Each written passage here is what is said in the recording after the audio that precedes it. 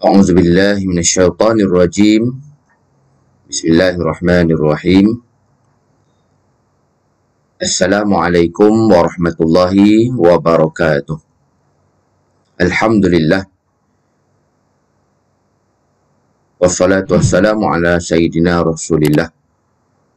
Muslimin, muslimat, sidang pendengar, sidang penonton, mudah-mudahan dirahmati dan diberkati oleh Allah Subhanahu wa taala, insya-Allah. Alhamdulillah. Sama-sama marilah kita panjatkan setinggi kesyukuran dan setinggi puji-pujian kehadrat Allah Subhanahu wa taala atas segala kurniaan, segala rezeki dan segala nikmat-nikmat Allah Subhanahu wa taala yang masih lagi dipinjamkan, masih lagi direzekikan dan dipanjangkan kepada kita. Alhamdulillah, sampailah ke saat ini di mana tuan-tuan perempuan, sidang penonton dan khususnya ibu-ibu muslimat-muslimat daripada Jemaah Surau Al-Amin Bandar Tun Hussein On.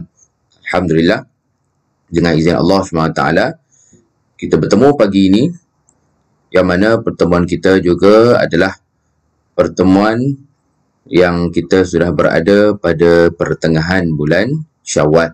Jadi, muslimin muslimat yang dirahmati Allah SWT, khususnya tuan-tuan perempuan, sidang penonton secara umumnya, didoakan mudah-mudahan sentiasa dalam rahmat, perlindungan dan penjagaan Allah Subhanahu wa taala, insya-Allah.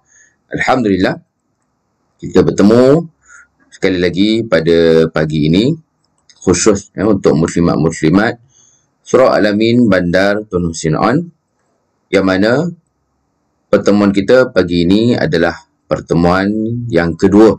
Pertemuan yang pertama selepas daripada datangnya bulan Syawal. Alhamdulillah, kita dipertemukan oleh Allah Subhanahu wa taala, yang saya doakan secara khusus kepada sidang penonton, sidang pendengar semuanya, mudah-mudahan diberikan kekuatan oleh Allah Subhanahu wa taala agar dapat menghabiskan puasa 6 di bulan Syawal, ataupun kalau ada yang memang dah habis, alhamdulillah, diucapkan tahniah, yang mana ganjaran puasa Syawal, ganjaran puasa 6 ini bahkan disebut oleh Nabi SAW dengan ganjaran yang diberi oleh Allah seumpama puasa selama 1 tahun. Jadi tuan-tuan puan, muslimin muslimat, ibu-ibu yang dirahmati Allah, mudah-mudahan dapat diusahakan untuk kita habiskan puasa 6 Syawal. Dan kalau ada yang memang dah habis, dah selesai, ataupun kita orang Melayu kata dah raya, maka mudah-mudahan kita dapat istiqamah dalam melaksanakan puasa-puasa yang seterusnya dengan izin Allah Subhanahu wa taala, insya-Allah. Alhamdulillah, ibu-ibu muslimat Surau Al-Amin Bandar Tun Hussein On yang dirahmati Allah Subhanahu wa taala, kita bertemu pada pagi ini dalam jadualnya. InsyaAllah kita nak sama-sama sambung pengajaran dan iktibar daripada tajuk yang boleh dilihat di Facebook saya secara live ini. Dan insyaAllah kita, kalau tak salah, kita berhenti dahulu sebelum daripada kita meraihkan bulan Syawal. Saya rasa tajuk Syama'il ni lama dah. Kita berhenti dulu mungkin sebelum puasa, sebelum Ramadan dulu kita berhenti tajuk ni. Jadi alhamdulillah, dengan izin Allah Ta'ala, setelah berlalu bulan Syawal dan juga dalam masa yang sama setelah selesai sebulan Ramadan, kita dapat bertemu sekali lagi dan dapat sambung balik tajuk kita, iaitu daripada kitab Syama'il Muhammadiyah. Kitab Syama'il Muhammadiyah, ia bukanlah kitab syirah, tapi secara khusus kitab yang menyentuh, membincangkan, menceritakan, menyampaikan kepada kita tentang diri dan pribadi Rasulullah SAW. Di ibu-ibu yang Allah SWT, khususnya muslimat surah Al-Amin Bandar Tuhan. Saya yakin tahu dah, memang kita dah bertahun-tahun bincangkan tajuk Syama'il Muhammadiyah.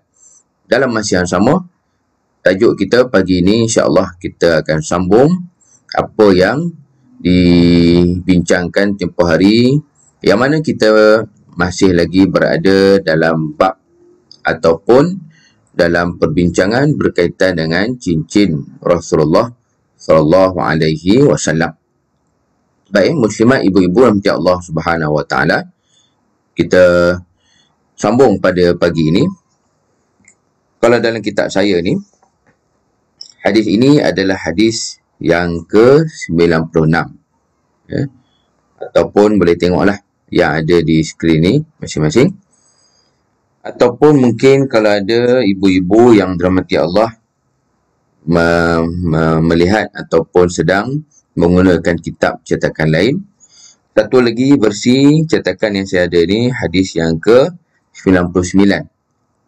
Dia tengok lah sama ada hadis 99 ke, hadis 96 ke. Boleh tengok dia punya periwayat. Periwayat hadis ni, iaitu sama ada periwayat tu nama dia Muhammad Al-Baqir, ataupun satu lagi yang saya tengah rujuk ni, nama dia Shadiq bin Al-Baqir. Jadi kalau kata nak tengok apa yang dah bincangkan, boleh tengok hadis kita pagi ni. Kalau yang tak ada kitab pun tak apa, kita boleh tengok di skrin masing-masing. Ibu-ibu minta Allah, saya tunjukkan dalam slide yang saya kongsikan pada pagi ini. Baik, hadisnya berkaitan dengan cincin Nabi SAW, yang mana Imam Muhammad Al-Baqir ataupun Shadiq bin Al-Baqir dicerita. Jadi maknanya bukan Nabi sebut lah. Dia bukan hadis yang maksudnya Nabi sebut, tapi dia riwayat daripada apa yang orang lain nampak berkaitan dengan perbuatan Rasulullah sallallahu alaihi wasallam. Baik, ibu-ibu sekalian, Imam Muhammad Al-Baqir ataupun Shadiq bin Al-Baqir, dia kata apa? Dia bercerita tentang apa yang dilakukan oleh Sayyidina Hasan dan juga Sayyidina Al-Husain, ataupun kadang dalam sebahagian terjemahan disebutkan dengan imam. Imam yang merujuk kepada beliau ni lah, iaitu dua orang cucu Rasulullah SAW. Di kita Ahli Sunnah wal Jamaah, ibu-ibu sekalian, satu perkara yang saya nak kongsi, hakikatnya mencintai keluarga Nabi SAW, menyayangi, menghormati dan memuliakan keluarga Nabi, ataupun juga ia kita sebut sebagai ahli bait Rasulullah SAW, sebenarnya ia memang perkara yang dituntut. Memuliakan, menghormati dan juga kita meraihkan serta membesarkan keluarga Nabi SAW memang satu tuntutan hatta di kalangan kita aliran Ahli Sunnah wal Jamaah, ataupun di pihak Ahli Sunnah wal Jamaah. Cumanya yang menjadi isu, kalau kita lihat persoalan berkaitan dengan ahli bait ataupun keluarga Nabi ni, yang menjadi masalah dan persoalannya ialah bagaimana apa yang akhirnya kita kata diperbesarkan, bahkan dijadikan persoalan akidah, terutamanya oleh golongan Syiah. Jadi kalau golongan Syiah ni akhirnya mereka anggap ia membawa kepada isu akidah, isu tauhid dan sebagainya. Dan bayangkan ibu sekalian, khususnya muslimat surah Al-Amin Bandar Tuhan, perkataan ahli bait ni saya boleh katakan dah jadi perkataan eksklusif golongan Syiah.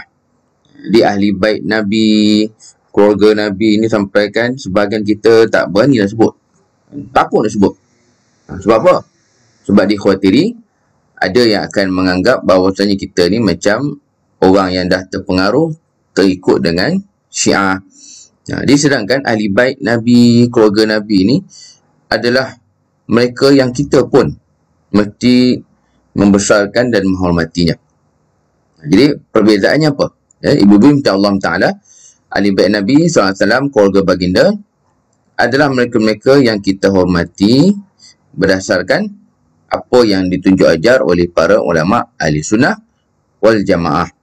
Jadi maknanya jangan sampai keterlaluan, terlebih-lebih sampai yang anggap ia adalah orang-orang yang luar biasa, ataupun sampaikan ada yang anggap ahli bait Nabi pun maksum juga, ataupun sebaliknya. Jangan sampai kita terlalu menolak, iaitu mereka-mereka yang dianggap keluarga Nabi ini disia-siakan, dihina, ataupun dicaci maki dan seumpamanya. Jadi ibu-ibu minta Allah Ta'ala, Sayyidina Hasan bin Ali dan juga Sayyidina Husain bin Ali adalah dua cucu Rasulullah SAW yang kadang-kadang juga disebutkan sebagai imam. Imam Hasan dan Imam Husain. Baik, jadi diceritakan oleh Imam Muhammad Al-Baqir ni, dia kata apa? Sayyidina Hasan dan Husain, iaitu dua cucu Nabi ni, rupa-rupanya pernah dilihat memakai cincin di tangan kiri mereka. Pakai cincin tangan kiri. Dan riwayat ini ataupun hadis ini adalah hadis sahih, diriwayatkan oleh Imam Abu Daud dan juga oleh Imam Tirmizi. Kitab yang kita tengah baca ni lah. Imam Tirmizi pun meriwayatkan perkara yang sama, iaitu bagaimana apa yang menjadi amalan dan perbuatan cucu Rasulullah SAW, yang mana mereka juga memakai cincin pada tangan kiri. Baik. Jadi hadis ini kita nak tengok beberapa persoalan. Jadi kalau ibu-ibu sekalian yang memang ikut kuliah kita daripada awal dulu, daripada sebelum kita puasa dulu sampai kita berhenti, persoalannya kalau kita tengok ulasan dalam kitab yang saya guna ni lah. Ni saya ambil gambar daripada kitab yang saya guna selalu mengajar di Surau Al-Amin, Bandar Tiongson. Yang kitab ni memang ada ulasan dia, memang ada syarah dia. Baik. Dia dalam apa yang kita lihat daripada teks dan hadis yang kita tengah bincangkan ini, secara zahirnya ibu sekalian, kita kata nombor satu lah. Walaupun ulasan yang saya tengah paparkan di sini tak ada nombor. Ibu sekalian boleh tengok ulasan ni tak ada nombor, tak ada apa-apa numbering, ataupun tak ada dia punya dot, point dan sebagainya.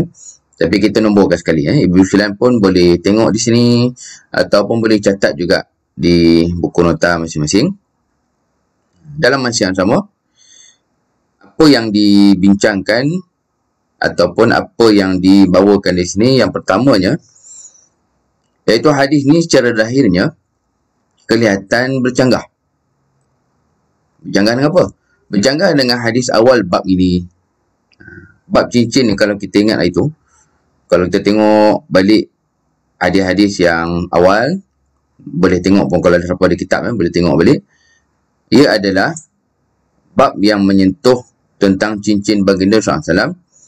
Yang kita dah bincangkan itu, Nabi SAW memakai cincin ni pada tangan kanan. Nabi pakai cincin tangan kanan, jari mana? Jari hujung ni lah. Jadi Nabi pakai cincin tangan kanan. Dalam masa yang sama, ibu sekalian, ia akhirnya menjadi sunnah lah. Kan? Sunnah pada kita pakai cincin tangan kanan, jari kelingking. Tapi yang menariknya, bila mana tengok pula perbuatan cucu Nabi SAW, iaitu Hasan dan Husain. Dia Hasan Husain maksudnya dua orang lah. Dua orang. Cucu Nabi SAW. Dalam masa yang sama, mereka juga memakai cincin. Tapi persoalannya, mereka memakai cincin tu dengan menggunakan tangan kiri. Ini yang jadi isu pertama dalam ulasan. Boleh tengok dalam apa yang saya kongsikan di sini. Maka ulasan ni walaupun tak ada nombor, tak ada dot point dia, kita letak dia sebagai isu pertama, ataupun ulasan pertama. Zahir apa yang dibuat oleh Sayyidina Hasan dan Husain ini seolah-olah bercanggah dengan apa yang dilakukan oleh Rasulullah SAW. Baik, jadi ibu-ibu sekalian, ini yang jadi persoalannya. Mereka ni adalah cucu Nabi, kan? Cucu Rasulullah SAW. Dalam masa yang sama, macam mana pula mereka buat benda yang berbeza, kan? Benda yang lain dengan apa yang dibuat oleh Rasulullah SAW. Jadi macam mana Ustaz? Mereka ni cucu Nabi, orang yang dekat dengan Nabi, bukan kita. Kita ni jauh. Dah jauh dengan Rasulullah SAW. Dalam masa yang sama, kita ni Melayu pula. Cakap Arab pun tak boleh kan. Cakap Arab tu biasa-biasa je. Ataupun orang kata gitu-gitu je. Baik. Jadi persoalan yang timbul ini akhirnya membawa kepada pengajaran kedua. Ataupun poin yang kedua. Dalam masa yang sama, ada juga sebahagian ulama pendapat termasuk yang mensyarahkan kitab ni lah. Iaitu Syekh yang mensyarahkan kitab ini, Maulana Zakaria Kandalawi. Di Maulana Zakaria Kandalawi, dia sebutkan di sini, dia letakkan ta'liq ataupun dia punya komentar dia. Dia komentar dia kata apa? Menurut hamba yang hina ini terjemahan bagi syarah ataupun kata-kata yang diletakkan oleh Syekh Zakaria Maulana Zakaria Kandalawi, yang mana dia kata apa? Tangan kanan sebut maksudnya sebelum ni lah. Jadi sebelum ni menegaskan bahawa Nabi SAW pakai cincin menggunakan tangan kanan. Dia kata beliau, apa yang Nabi buat iaitu pakai cincin tangan kanan adalah penegasan bahawasanya ia adalah sesuatu yang lebih utama. Ataupun kita kata lebih afdal. Lebih eloknya, maka gunakanlah tangan kanan. Dalam masa yang sama, hadis di atas ataupun hadis yang kita tengah bincang ni, hadis ni pula menunjukkan apa? Menunjukkan bahawasanya apa yang dibuat oleh Sayyidina Hasan dan Sayyidina Husin ini adalah satu bukti bahawasanya tangan kanan dalam memakai cincin itu adalah jatuh pada hukum sunnah ataupun sunat, dan ia bukanlah sesuatu yang wajib. Maksudnya apa? Maksudnya perbuatan Hasan dan Husin ini menunjukkan pakai cincin tangan kiri itu boleh, dibenarkan, bukan benda yang jatuh pada hukum haram. Dia ustaz macam mana ni? Nabi pakai cincin tangan kanan. Dalam masa yang sama, baginda SAW tu diriwayatkan dan diketahui Nabi memakai cincin tu tangan kanan, tapi cucu Nabi pakai tangan kiri. Jadi ulama mensyarahkan hadis ni, ada yang mengatakan bahawasanya perbuatan mereka ini menunjukkan boleh, tak ada masalah dan tak berdosa kalau ada yang nak pakai cincin tangan kiri juga. Bapa memakai cincin tangan kanan tu jatuh pada hukum sunat. Sunat pakai tangan kanan. Jadi bila sunat pakai tangan kanan, maka pakai tangan kanan tu afdal, lebih baik, lebih utama. Tapi bukan satu larangan untuk pakai cincin tangan kiri. Baik, tuan-tuan puan, ibu-ibu muslimat Surah Al-Amin, Bandar Tuan Si'an yang dirahmati Allah Subhanahu Wa Taala. Jadi daripada pengajaran kedua ni khususnya, dia lebih menguatkan kefahaman kita apakah yang dimaksudkan sebagai sunat ataupun sunnah. Ibu sekalian, kita kena jelas lah. Kita kena jelas apa yang kita katakan sunnah itu maksudnya perbuatannya afdal, yang lebih baik, yang pastinya ada pahala bila kita buat. Tapi dalam masa yang sama, wajib juga kita pegang sunat ini tidak pula bermaksud ia boleh jatuh kepada haram bila kita tinggalkan. Bila tak dapat buat, jadi berdosa. Itu tidak. Jadi maknanya, dalam kita bermuamalah dengan orang lain, sama juga dengan kita punya amal secara peribadi. Jadi ibu sekalian, tuan-tuan dan puan Allah, kita kena ada satu pandangan yang jelas. Jadi maksudnya, kalau kita secara peribadi,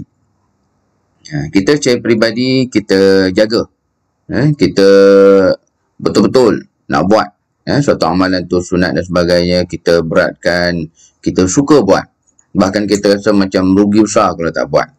Jadi kalau apa yang kita dah set untuk diri kita itu, maka teruskanlah. Di samping kita dah buat benda-benda wajib, teruskanlah buat benda-benda sunat yang kita suka tu. Tapi sebaliknya, dalam apa yang kita muamalah dengan orang lain, dengan orang lain ni maksudnya, kalau ada di kalangan kita yang bertemu mereka-mereka yang contoh macam sekarang puasa 6, ada yang mungkin tak mula-mula lagi puasa Syawal, puasa 6, atau mungkin kita tahu ada orang yang dia buat amalan sunat ni, kadang buat, kadang tidak, kan? Dia buat tu on off dan sebagainya lah. Jadi maknanya, adapun dalam muamalah kita dengan orang lain, maka hendaklah kita jelas. Apa-apa perkara yang sunat, ia adalah perkara yang sunat. yang tak boleh lah sampai ke tahap kita menganggap orang yang taubat tu macam orang yang berdosa, kan? Macam orang yang jatuh dalam hukum yang dilaknat Allah bagi contoh. Oh, apalah dia ni, amalan sunat pun tak buat, kan? Dilaknat Allah Ta'ala. Kita pandang dia macam orang yang hina, pandang lekeh, kita anggap dia macam orang yang berdosa. Ini perkara yang tak boleh ada pada sifat ataupun pada diri kita. Kerana hakikatnya amalan sunat adalah amalan yang afdal untuk dibuat, digalakkan. Lalu dalam masa yang sama jangan dijadikan amalan sunat ni akhirnya modal pula untuk kita menghukum orang lain, ataupun kita anggap orang lain ni berdosa disebabkan mereka tak buat amalan sunat yang mungkin kita suka buat, yang kita jaga fadilat besar dan sebagainya.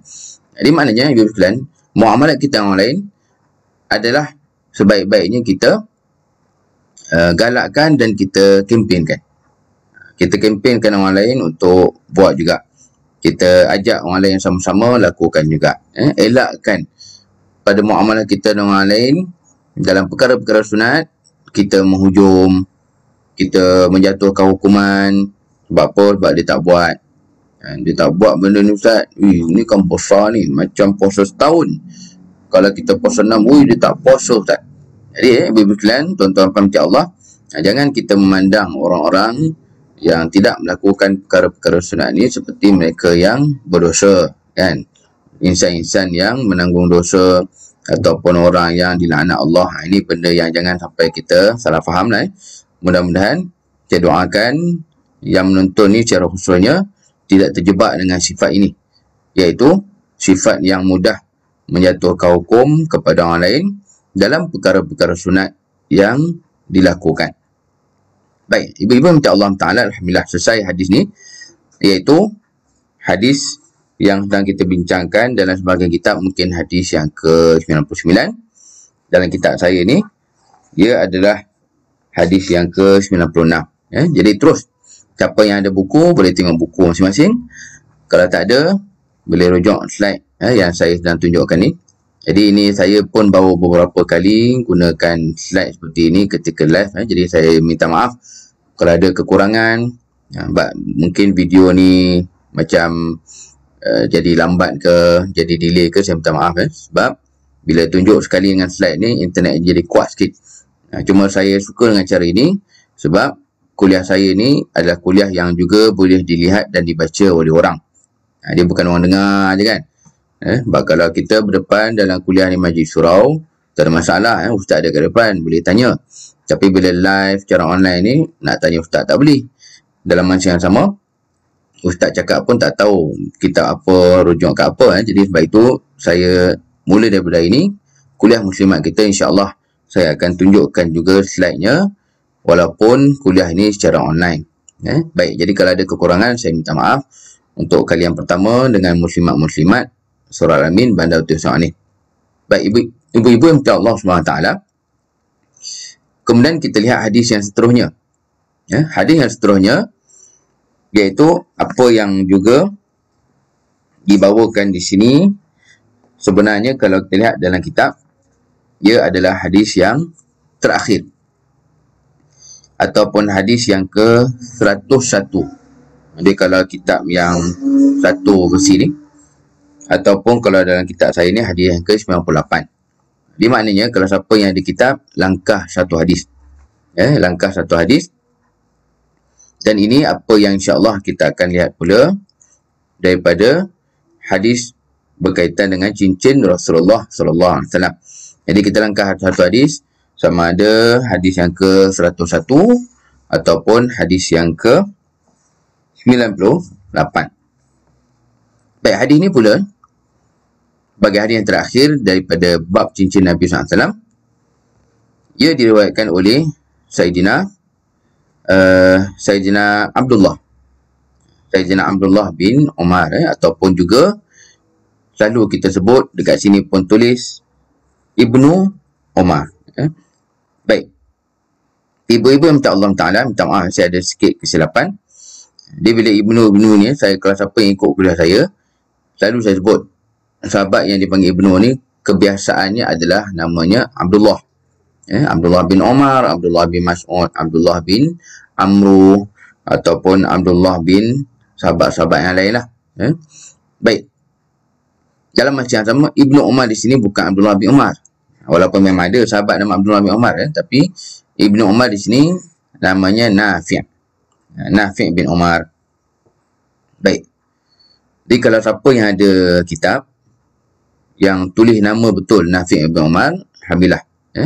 Jadi kalau siapa yang tengah tonton ni, dalam masa yang sama, kitabnya tulis Ibnu Umar macam saya ni juga. Macam saya ni punya juga dia tulis Ibnu Umar gitu aja. Jadi Ibu sekalian catatlah. Boleh tulis sikit, catat sikit, nota sikit dekat kitab yang ada tu. Di atas Ibnu Umar tu tulislah namanya Nafi'. Jadi bukan Abdullah. Yang riwayatkan hadis ni bukan Abdullah bin Umar, tapi Nafi' bin Umar. Baik, ibu minta Allah Ta'ala, Nafi' bin Umar dia meriwayatkan, ataupun kita tengok di meja terjemahan, bahawasanya Nabi SAW, ini cerita satu hari, kan, pada satu hari lah. Jadi nanti insyaAllah kita akan tengok hukum dia. Tapi nak katanya, Nabi ni hidup sebagai Rasul 23 tahun. Jadi Nabi sebagai Rasul 23 tahun, maknanya sepanjang hayat Nabi tu pasti ada perubahan hukum. Sepanjang kehidupan Nabi tu pastinya ada hukum yang berubah, ada hukum yang dipindah, dimansuhkan, dibatalkan dan sebagainya lah. Dan antara yang melibatkan hukum berubah ini adalah cincin. Jadi tentang cincin Nabi ni pun ibu sekalian, rupanya ada perubahan yang pernah berlaku. Yang perubahan ni maksudnya daripada boleh jadi haram. Asalnya boleh jadi haram. Baik. Antara yang kita boleh tengok hukum berubah ketika hayat Nabi SAW ni adalah tentang cincin emas. Orang lelaki memakai cincin emas. Jadi kalau siapa yang masih ingat, orang lelaki pakai cincin emas ni kita dah bincang dulu.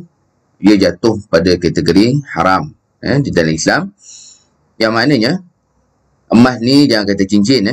Sama ada rantai leher, sama ada subang telinga, ataupun gelang di tangan, gelang kaki, ataupun kat hidung ke, kat mana-mana lah. Apa saja yang dijadikan perhiasan bila mana bahannya emas, maka hukumnya haram ke atas orang lelaki. Maksudnya emas yang pure tu. Baik. Jadi bila mana begitu, kita jumpa pula hadis ni pagi ni. Baik, Ustaz, macam mana pula Nabi pernah pakai cincin emas? Ini ceritanya. Nafi' bin Umar meriwayatkan dulunya. Ini cerita dulu awal-awal sebelum hukum berubah. Pernah dulunya Nabi SAW menempah sebentuk cincin emas. Ataupun dalam satu lagi versi yang saya ada ni, diterjemahkan dengan perkataan membuat. Jadi kita faham maksudnya bukan Nabi yang buat Bukan Nabi yang buat, tapi Nabi tempah kepada tukang lah kot. Jadi kalau siapa yang ada kitab tulis Nabi buat tu maksudnya Nabi tempah. Bukan Nabi yang buat tempah sendiri dan sebagainya, tapi ia ditempah oleh Rasulullah SAW. Baik. Yang Nabi tempah ni bukan semata-mata cincin. Tapi yang Nabi tempah ni cincin emas. Di Bibi Filan, tuan-tuan macam Allah, bila cincin emas ni maka jadilah macam yang kita sebut tadi. Ustaz, bukan tak boleh ke? Bukan haram ke? Hadis yang kita tengah bincang ni hadis dulu-dulu sebelum.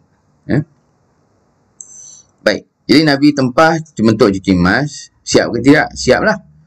Sebab apa? Sebab Nafi' bin Umar kata Nabi siap dah pakai di tangan kanannya. Boleh jadi Nabi pakai jari ni lah. Sebab kita dah cerita itu. Nabi selalu pakai cincin pada jari kelingking. Yang akhirnya ulama keluarkan hukum, inilah sunnah yang paling afdal. Sunnah yang paling afdal pakai cincin pada jari kelingking. Baik. Lalu pada akhirnya perbuatan Nabi pakai cincin emas, pakai cincin daripada emas tu dilihat oleh para sahabat. Dia bila sahabat lihat, macam kita dah cerita sebelum ini, kesukaan para sahabat ni mencontohi apa saja yang dibuat oleh Rasulullah SAW. Jadi tuan-tuan puan sekalian, baik itu kita dah sebutkan awal-awal dulu, mencintai Nabi ni termasuklah buat apa saja yang Nabi lakukan, yang Nabi suka, yang Nabi cintai. Jadi jangan timbulkan isu. Jangan timbulkan polemik bahawasanya apa yang dibuat oleh Nabi SAW ini adalah perkara yang berbentuk adat orang Arab. Ni kan adat orang Arab, duk baluk kepala, duk pakai jubah. Tuan-tuan puan sekalian, tentang perbuatan Nabi ni, baik pakaian, baik tindakan, baik apa yang Nabi lakukan, ia tak pernah ditimbulkan oleh para sahabat pun bahawasanya ia adalah perbuatan Arab. Sebab apa? Sebab para sahabat duk ikut je. Sahabat mereka duk buat je apa yang dibuat oleh Nabi SAW. Dia macam ni lah. Nabi pakai cincin daripada emas, sahabat pun ikut. Dia tak timbul isu. Ia menunjukkan kejantanan ke, ia sebenarnya amalan orang Arab ke, tak ada. Dia bila Nabi buat, sahabat pun ikut. Ini faham yang perlu kita luruskan berkaitan dengan mencontohi sunnah Rasulullah SAW. Jadi bukan masalah adat, kebiasaan, tradisi Arab, tidak. Tapi ia benda yang Nabi buat, maka kita ikutlah sekadar yang mampu. Baik. Lalu akhirnya sahabat pun tiru. Dalam masa yang sama, ia akhirnya diikuti oleh para sahabat. Ada juga sahabat-sahabat yang tempah cincin emas, mereka buat dan mereka pakai. Lalu akhirnya, bila jadi begitu, jadi orang kata amalan yang viral kan, bahasa kita sekarang viral, bila diikut pula oleh orang lain, rupanya benda ni mendatangkan ketidaksenangan pada hati Rasulullah SAW. Nabi pun tak sukalah bila benda tu jadi viral, berluasa gitu. Lalu Nafi' pun kata lagi, akhirnya Nabi pun buanglah cincin tu. Dalam satu lagi terjemahan ni kata, Nabi pun cabut. Yang kalau tuan-tuan tengok lagi dalam macam-macam terjemahan, ada yang kata campak, ada yang kata buang dan sebagainya lah. Jadi maknanya, apa yang Nabi buat ni, Nabi tak pakai dan Nabi tak simpan. Itu maksud. Jadi kalau siapa yang ada kitab Syama'il sekarang ni, boleh catat sikit. Bukan maksudnya Nabi cabut ataupun Nabi buka. Tapi yang dimaksudkan adalah Nabi buka dan buang. Sebab kalau kita fikir secara logik, tuan-tuan sekalian, macam kita punya barang, kita punya baju, kita punya jubah, kita punya jam, kita punya barang peribadi. Bila orang kata bila buka tu, maksudnya kita simpan lah kan. Buka, simpan. Tapi yang dimaksudkan di sini, Nabi bukan sekadar buka, Nabi bukan sekadar tak pakai, tapi Nabi buang. Dalam hadis bahasa Arab ni pun toroha. Toroha ni maksudnya macam kita kata campak, buang gitulah. Dia jangan ada yang anggap Nabi SAW simpan pula. Tapi yang dimaksudkan adalah Nabi memang buang. Buka dan buang. Bukan Nabi buka, simpan. Baik. Dalam masa yang sama, kata Nabi SAW, kita tengok pada hadis ni lagi, la albisahu abadah. Kata Nabi, aku takkan lagi pakai cincin emas ni selama-lamanya. Selama-lama sampai bila-bila aku takkan pakai lagi cincin daripada emas. Fatarhan nasu khawatimahum. Dia kata Nafi', bila Nabi dah buat gitu, akhirnya orang lain pun buka dan buang juga. Ini merujuk kepada orang lelaki lah. Orang lelaki lain pun cabut, buang juga, ataupun mereka tak simpan dah bila perkara itu ditolak dan tak dilakukan lagi oleh Rasulullah SAW. Baik, ibu-ibu minta Allah, sidang muslimat surah Al-Amin pada Tuan Syi'an, dan juga tuan-tuan perempuan yang sudi menonton kuliah secara online ni. Baik, lalu daripada hadis ini kita nak tengok beberapa pengajaran, pengajaran dan iktibar. Kita tengok ulasan tu lah. Hadis ni sahih. Sebelum tu kita tengok dulu title hadis ni. Hadis ni sahih riwayat Imam Al-Bukhari, Imam Muslim, Imam Abu Daud, Imam Tirmizi, Imam Ibn Majah. Di antara hadis yang sangat kuat statusnya, sebab diriwayatkan oleh 5 daripada 6 ulama-ulama besar hadis. Baik, jadi apa pengajaran? Apa iktibar kepada kita daripada hadis ni? Baik, kita tengok ulasan. Yang pertama, ibu-ibu sekalian, walaupun ulasan itu dalam bentuk ayat, kita pecahkanlah dalam poin. Pada zaman awal Islam, ini saya cerita tadi, hukum yang dah sampai kepada kita adalah hukum yang dah sempurna ditunjukkan oleh Nabi SAW. Salah satunya apa? Salah satunya emas haram dipakai oleh orang lelaki. Termasuklah kalau emas tu hanyalah cincin je. Bukan rantai, bukan gelang. Cincin pun tak boleh. Baik, jadi yang sampai kepada kita ni setelah berlakunya pemansuhan hukum, pembatalan hukum. Dalam masa yang sama, ibu-ibu yang minta Allah, adapun cerita ni, hadis ni adalah berkaitan dengan zaman awal Islam. Di zaman awal Islam, memakai cincin emas adalah sesuatu yang dibenarkan. Puncanya apa? Puncanya sebab Nabi buat lah, itu je. Macam kisah ni kan, bila Nabi buat, bila Nabi laksanakan, maka dia perkara yang jatuh pada hukum harus, boleh. Ataupun mungkin ia benda yang sunnah lakut pada awal-awal dulu. Jadi, inilah maksud daripada hadis ni, sebagai pengajaran yang pertama. Maksud hadis ni, apa yang Nabi buat ni adalah cerita hukum di awal Islam. Dia tak boleh kita nak samakan dengan sekarang. Banyak contoh. Kalau yang tengah jadi isu sekarang ni berkaitan dengan Arab. Arab pun gitu, ibu-ibu yang minta Allah, kita tak perlu tengok hadis pun, kita boleh tengok Al-Quran pun. Dalam Quran pun ada cerita macam mana step pengharaman arak. Daripada asalnya kata Allah, bagaimana arak ni ada manfaat, tapi wa ismuhuma akbar min naf'ihima. Dia punya mudarat, dia punya keburukan dan keji itu lebih besar daripada manfaat. Di arak ni kata Allah mula-mula gitu. Kemudian mula step pengharaman waktu nak semayang, tak boleh mabuk-mabuk. Kemudian step seterusnya sampailah arak total diharamkan dalam Islam. Baik, jadi hukum asal tak boleh kita nak bawakan pada hukum zaman kita ni. Hukum zaman kita ni hukum yang dah selesai ditunjukkan oleh Nabi SAW. Jadi kalau jumpa dengan Quran, tengah tadarus kan, kalau ada yang sambung tadarus, ataupun kalau baca terjemahan tafsir, ni macam mana ni? Hukum ni boleh pula. Dia kena tengok fikah lah. Macam mana ulama ambil pengajaran daripada ayat Al-Quran, hadis Nabi SAW. Jangan sekali-kali kita ambil hukum dengan tengok dia punya zahir semata-mata. Tengok zahir semata-mata, itu yang rosak tu. Ataupun orang utara kata jahanam habis. Baik, jadi inilah pengajaran pertama bagi hadis ni. Ulasan tu boleh tengok situ. Jadi ibu-ibu minta Allah Ta'ala, pakai cincin emas ni memang Nabi pernah buat awal-awal dulu. Awal-awal Islam dulu Nabi pernah buat, Nabi pernah lakukan. Kemudian selepas itu barulah diharamkan. Dalam masa yang sama, pengharaman emas ni pun ada sebut dalam hadis ni. Nabi campak, Nabi buka atau Nabi buang terus. Nabi tak pakai dah.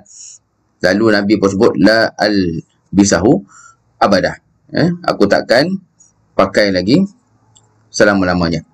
Iaitu cincin tersebutlah, cincin emas. Baik. Yang menariknya, bila Nabi buang, sahabat buang. Ini ketaatan dan juga kepatuhan yang luar biasa. Ibu-ibu yang minta Allah, tuan-tuan puan sekalian, kita kalau tengok kepatuhan para sahabat ni, kita kena bersyukur. Bersyukurkan apa? Bersyukur kerana Allah Ta'ala jadikan manusia macam inilah, yang hidup di sekitar Rasulullah SAW. Dia punya ketaatan tu mutlak. Ketaatan para sahabat ni mutlak, absolut. Tak ada dakwa-dakwi, tak ada banyak songeh macam hadis ni kan. Tak timbul persoalan di kalangan sahabat. Wahai Nabi, bagilah 5 hikmah.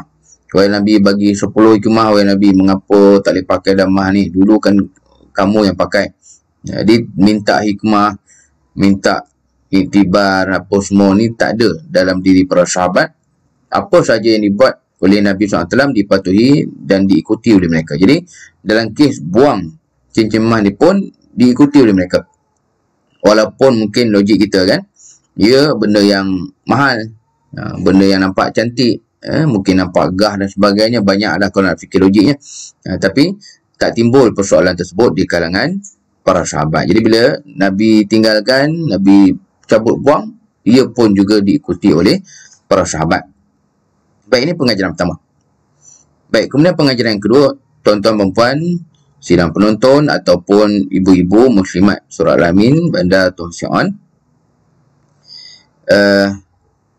Lalu hukum yang Nabi tunjukkan di hujung hadis ni, iaitu Nabi tak pakai dah. Nabi tak nak pakai dah cincin daripada emas. Maka Imam An-Nawawi rahimahullah, antara ulama besar dalam mazhab Asy-Syafi'i, Imam An-Nawawi ni menariknya, beliau seorang imam yang sangat faqih, sangat alim, tapi beliau seorang imam yang bahkan tak sempat pun berkahwin, meninggal pun usia yang muda. Usianya kalau dengan saya ni dah dekat dah. Usia Imam An-Nawawi meninggal pada umur 45 tahun. 45 tahun Imam An-Nawawi meninggal dunia. Tapi Masya Allah ilmunya hebat. Jangan kata dia tulis banyak kitab. Dalam masa yang sama, beliau juga seorang ulama yang bahkan satu bab, satu perbincangan tu berkitab-kitab, berjenis kitab dia tulis. Contoh macam fiqah kan. Kita ibu-ibu sekalian, tuan-tuan puan, bila kata fiqah tu, maka tulis satu buku, tulis betul-betul lah kan. Nak tulis besar-besar, panjang-panjang, banyak jilid, tulislah satu tu betul. Tapi Imam An-Nawawi rahimahullah, fiqah tu saja memang dia tulis tu, satu kitab tu betul-betul tulis, berjilid-jilid. Masalah satu lagi nya, fiqah tu pula bertajuk-tajuk. Fiqah ni. Tapi ada kitab tu, ada kitab ni, ada kitab yang besar sikit, ada yang kitab kecil sikit. Bahkan beliau meninggal dunia dalam keadaan dia tak sempat nak habiskan satu kitab. Yang terakhir kitab yang tengah tulis dalam yang meninggal dunia adalah kitab Tahqiq. Baik, jadi maknanya Imam Nawawi ni ilmu Masya Allah sangat mendalam. Kita kalau kata boleh tulis satu perkara tu pun, satu tu untuk satu tajuk lah kan. Travel ke Kashmir bagi contoh, satu buku tu lah. Geran ni travel ke Europe pula, satu buku tu lah. Tak adalah ke Kashmir tu kita buat 3 buku, travel ke Europe kita buat 4 buku kan? Memasak makanan sekian-sekian, dalam tu ada resepi yang sama tapi kita buat 3-4 buku. Tapi Imam Nawawi itulah luas dan mendalamnya ilmu beliau. Fiqah saja dia tulis berkitab-kitab, bukan berjilid-jilid kan? Bertajuk-tajuk kitab. Baik, jadi beliau sebagai seorang ulama yang besar, dipegang fatwanya dan dianggap antara fatwa yang kita kata paling terpakailah dalam mazhab Syafi'i khususnya. Lalu dia menuliskan fatwa bahawasanya para ulama sebulat suara dalam hal ini, iaitu berkaitan dengan pengharaman orang lelaki daripada memakai cincin emas. Jadi Imam An-Nawawi rahimahullah, diambil pendapat beliau dalam masa lama. Imam An-Nawawi dia dah kaji lah. Dia dah kaji, dia dah baca, dia dah bahaskan perkara ini dengan ulama yang lain. Maka Imam An-Nawawi berfatwa bahawasanya ulama berpendapat semuanya, bersepakat semuanya bahawasanya orang lelaki tak boleh memakai cincin emas.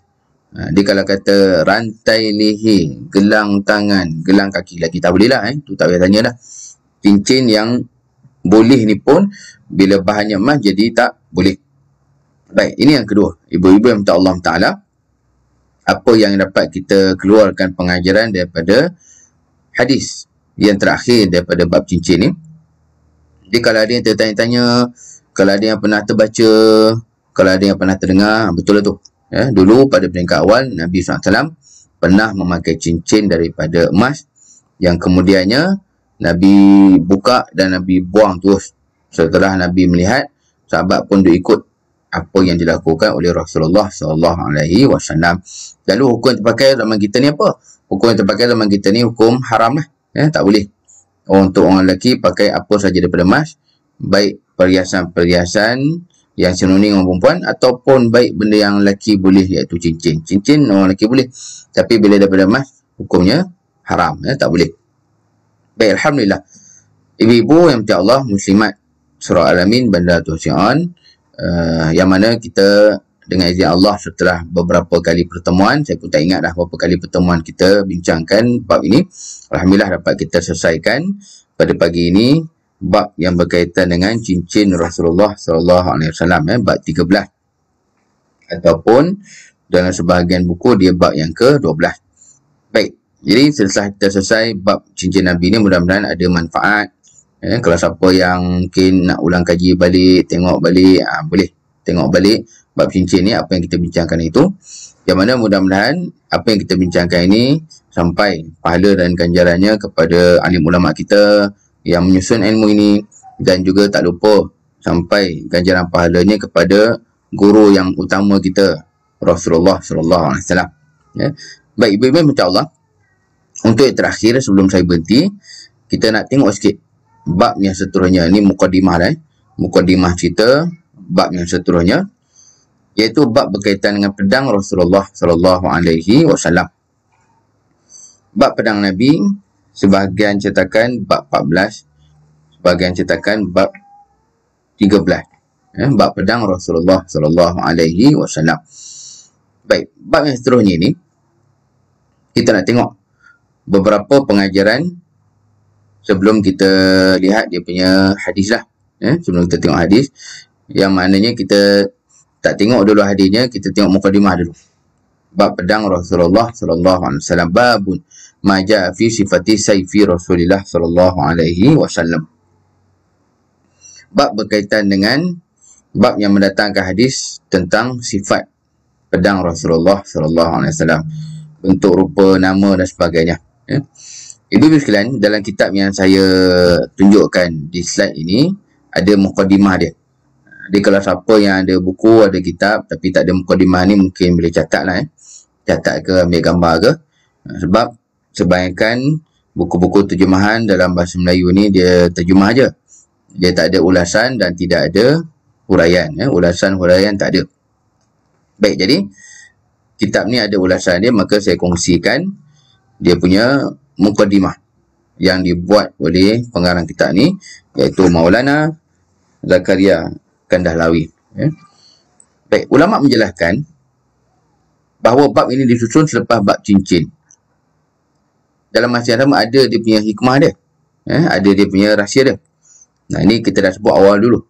Ibu-ibu sekalian, kalau siapa ingat awal-awal dulu, pertama-pertama kita dalam bab Syama'il ni, kita bincangkan cerita di sebalik kitab ni. Jadi kalau siapa ingat dulu, kita tengok masa kuliah pertama dulu, kita tengok dia punya susunan bab je. Ini salah satunya lah. Salah satu daripada hikmah di sebalik susunan bab. Mungkin kita kan, kalau siapa yang menonton ni pernah menulis, ada buat jurnal ke, tulisan ke, buku ke, kita kalau susun bab tu ada dia punya sebab kan. Kenapa bab ni, lepas tu bab ni, lepas tu bab ni. Dia yang ulama dulu lagi lah, yang mereka ni alim-alim, orang-orang yang bertakwa, dia mereka kongsikan. Kalau di sini Imam Tirmizi dibuat huraiannya oleh ulama. Kemudian apa sebab Imam Tirmizi meletakkan bab ini selepas daripada bab cincin Nabi SAW. Dia apa-apa ibu sekalian, dia bukan saja-saja je. Bukan main letak asal ada je kan. Tapi ada dia punya hikmah dan ada dia punya pengajaran. Maka disebutkan sini hikmah dan juga dia punya kisah dia. Mengapa pedang ini diletak lepas daripada cincin? Bab pedang lepas bab cincin. Ia adalah aturan susunan berhubung dengan pemerintahan. Dia apa dia punya hikmah dia? Yang pertama, cara pemerintahannya Nabi ajar dalam sirah. Lalu ulama pun letakkan susunan hadisnya begini. Yang pertama, hendaklah diutus surat dulu menyeru kepada raja-raja untuk mereka masuk Islam. Dia sebelum nak serang, sebelum terjebak dalam peperangan, sebelum akhirnya ada pertempuran dan sebagainya, yang pastinya berperang ni memang kerugian lah. Berperang ni jadi benda yang susah, terkorban nyawa dan sebagainya. Jadi memang Nabi ajar kita dari dulu lagi, sebelum apa-apa, maka mulakan dulu dengan perdamaian. Suruh mereka kepada Islam. Kalau tidak pun, suruh mereka untuk duduk di bawah pemerintahan Islam. Baik, jadi diutuskan surat dulu, menyerulah raja-raja di sekitar Islam untuk mereka terima Islam, dakwah dulu. Baik, di isunya mengapa hantar surat ni dikaitkan dengan cincin? Tak apa kena-mengena, cincin tu kan kat tangan. Cincin tu kan pakai sini. Ini kita dah sebutkan dahulu. Ibu-ibu minta Allah, kalau siapa ingat, sebenarnya cincin Nabi SAW itu adalah simbolik kepada diplomasi.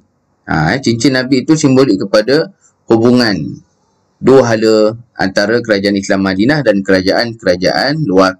Jadi maknanya, diutuhkan surat itu sebelum berperang, maknanya ia simbolik kepada cincin yang diletakkan babnya sebelum daripada bab berkaitan dengan pedang Rasulullah SAW. Jadi simbolik bagi surat itu adalah cincin dan simbolik kepada perang itu adalah pedang. Jadi dia letakkan bab cincin dulu, barulah dia letakkan bab pedang. Jadi cara kita kata diplomasinya, cara pentadbirannya pun gitu. Jangan main langgar je. Dakwah dulu, seru dulu mereka-mereka yang berislam kepada Islam. Barulah kalau kata benda tu tak berjaya, pergi kepada step seterusnya. Baik, sebab itu disebutkan, jika mereka terima Islam, mereka akan capai kebaikan dunia dan akhirat. Kita orang Islam pun, insyaAllah Allah kurniakan banyak balasan dan ganjaran kalau kita mampu mengislamkan mereka yang belum Islam. Jadi ibu-ibu sekalian, tuan-tuan puan, kalau ada yang menonton ni, Kalau memang ada yang dah pernah berjaya Islamkan mereka-mereka yang belum Islam, Alhamdulillah, saya ucapkan tahniah. Itu memang benda yang besar tu. Saya pun adalah dulu-dululah pernah mengislamkan mereka-mereka yang belum Islam ni. Baik, jadi ganjarannya besar. Jadi bukan hanya mereka yang non-Muslim je dapat ganjaran kebaikan dunia akhirat. Hakikatnya mereka yang mengislamkan pun dapat pahala yang besar. Dan bayangkan, bukan ubah orang ni daripada jahat kepada baik, tapi ubah manusia daripada belum Islam kepada Islam, daripada tak ada iman kepada ada iman. Baik, kemudian barulah kepada step yang kedua. Jika tidak, mereka perlu buat keputusan bersama mereka dengan pedang. Maknanya kalau mereka tak nak terima perdamaian, nak berperang, nak bergaduh juga dalam masa yang sama, itulah akhirnya disimbolikkan dengan pedang. Iaitu tak ada dah perdamaian, tak dapat nak diplomasi, terpaksa berperang, maka disimbolikkan perang itu dengan pedang. Jadi ibu-ibu sekalian, itulah simbolik. Mengapa bab cincin dulu, barulah bab pedang Rasulullah SAW. Ini seronoknya. Kalau betul-betul kita ikut pengajian dengan ada kitab. Jadi ibu-ibu minta Allah Ta'ala doakanlah. Mudah-mudahan kuliah duha kita ni dapat terus balik seperti biasa di surah Al-Amin. Dapat kita buat balik macam dulu dengan ada kitab semua. Sebab ini keindahan dan kemanisan pengajian dengan ada kitab dibandingkan dengan kuliah-kuliah biasa kan. Di kuliah biasa macam kuliah maghrib, kuliah subuh, kadang pakai dengar itu je. Yang lagi sedih, tak kuliah ke depan, makmum pun kuliah di belakang juga. Sama juga dalam kuliah-kuliah yang berlangsung, kadang tu tak nampak macam kuliah pun. Sebab apa? Antaranya jemaah-jemaah pun jauh daripada ustaz. Kalau ustaz panggil ke depan pun akhirnya jadi isu pula. Ustaz ni ngajar je lah, apa nak itu nak ni lah, banyak request pula. Ini pernah jadi isu tuan-puan. Pernah kami ustaz-ustaz menghadapi masalah ni. Bila ada ustaz ajak jemaah ke depan, dah timbul pula isu kemudian. Ustaz ni gitulah, ustaz ni ginilah. Jadi suasana ilmu tu kadang tak apa nampak, walaupun dalam kuliah maghrib, walaupun dalam kuliah subuh. Itu yang manisnya bila dapat kita ikut kuliah betul-betul dengan ada kitab. Dengan ada kitab, ada catatan, dapat tengok, dapat betul-betul kita bilik apa semua. Dan inilah antaranya mukadimah bagi bab 13 ataupun bab 14 ni. Walaupun ceritanya pasal pedang kan, mungkin kita nak dengar pedang Nabi je.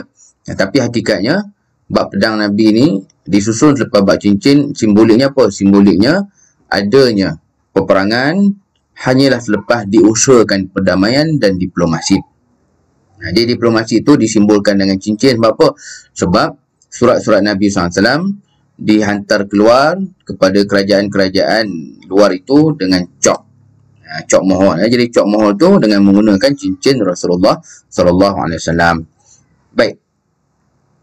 Lalu yang terakhirnya nanti betul-betul baru kita bincang tentang berapa pedang Nabi nama-namanya. Dalam masa yang sama kita tengok sikit bagaimana mukadimah pagi ni. Yang pertamanya pedang Nabi namanya Maksur. Maksur ni diriwayatkan bahawa ia dipusakai daripada arwah ataupun daripada bapa Rasulullah SAW, Abdullah, diwarisi. Kemudian yang kedua ada nama Qadib, yang ketiga ada nama Qil'i, yang keempat ada nama Battar, yang kelima ada nama Zulfiqar. Zulfiqar ni saya rasa kita biasa dengar akan orang Melayu kita nama Zulfiqar ni.